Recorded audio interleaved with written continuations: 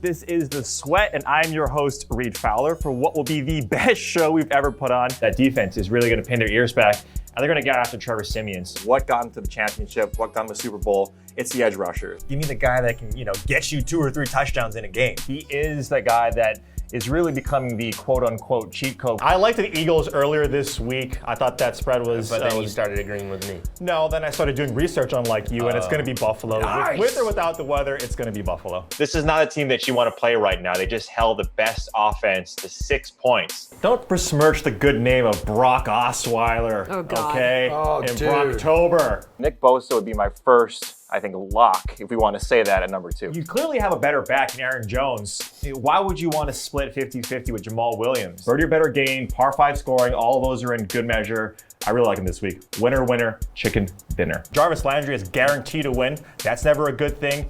I like the Patriots here. How is that going to be for Father's Day weekend to have your dad in the bag? Yeah, we have a great time out there. Yeah. We've been doing it a long time together. I'm taking Stetson here and I get that price relief of about $600 off of Webb for a guy that's playing pretty well. Michael Brantley comes over from Cleveland, and all he does is lead the team in batting average up until this point. How much has his addition bolstered this lineup? It's the last week until we get Golden Tate, so if there is one week that you want to play this guy against a really, really bad secondary, this is the spot to do it. This is exactly what we want for Brooks.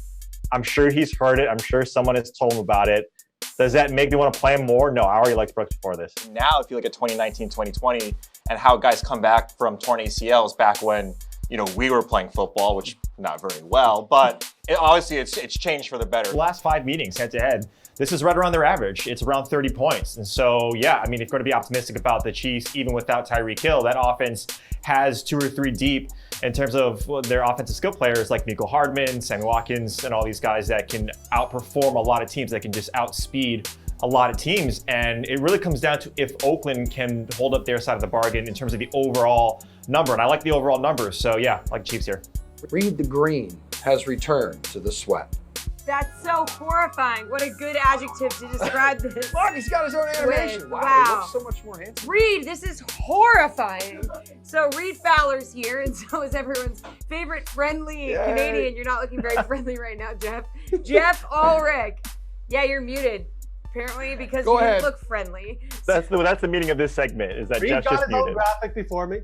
Really? Yeah. A close second, though, is Watson, right? So just devil's advocate, when you look at Watson and what he's been able to do, or what he was able to do last year with the worst offensive line with 62 sacks allowed, it was only 2 points in total PPR points behind DeAndre Hopkins. Now, a quarterback and receiver, you can battle which one is which easier in terms of how to get those points. But look, DeAndre Hopkins, top 4 in the last 3 or 4 years. There was that one off year, and I think it was with Brock Osweiler, where he wasn't in that top consideration. But this guy can catch every single ball thrown at him. It doesn't matter who's on the opposite side of the field. This guy's going to soak up targets. He is absolutely the MVP. Number 2 would be Josh Allen. When you look at his matchup against the Giants and what Dak did against the Giants, you're going to attack that game as much as possible. Josh Allen, not necessarily the same passer as Dak Prescott, but a lot like Lamar Jackson. This guy can run. If you just look back when he was healthy, all the way back to week 12 or 13, this guy has a safe for when he rushes, about 7 attempts. I think a little under 80 yards rushing, and then he also has the red zone attempts when he's rushing as well. So Josh Allen, that prime matchup, and he's going to be cheaper.